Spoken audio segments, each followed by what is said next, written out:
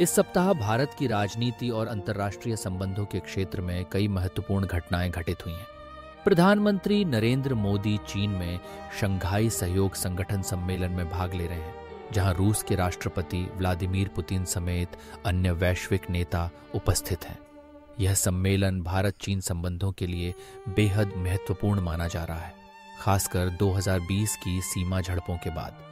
मोदी की इस यात्रा से भारत सांकेतिक रूप से चीन के साथ संबंध सुधारने की दिशा में कदम बढ़ा रहा है, जबकि जापान और रूस के साथ भी रणनीतिक सहयोग को मजबूत करने के प्रयास जारी हैं।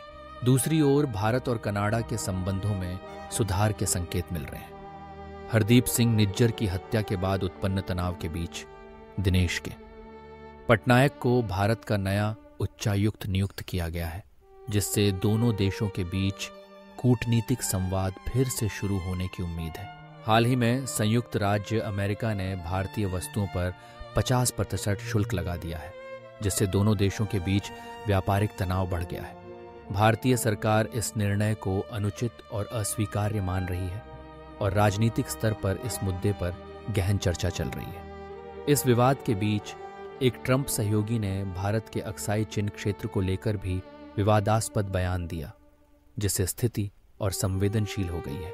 राष्ट्रीय स्तर पर मूड ऑफ द नेशन सर्वे के अनुसार अगर आज लोकसभा चुनाव होते हैं तो एनडीए को 324 सीटें मिलने की संभावना है, जबकि विपक्षी इंडिया गठबंधन 208 सीटों तक सीमित रह सकता है।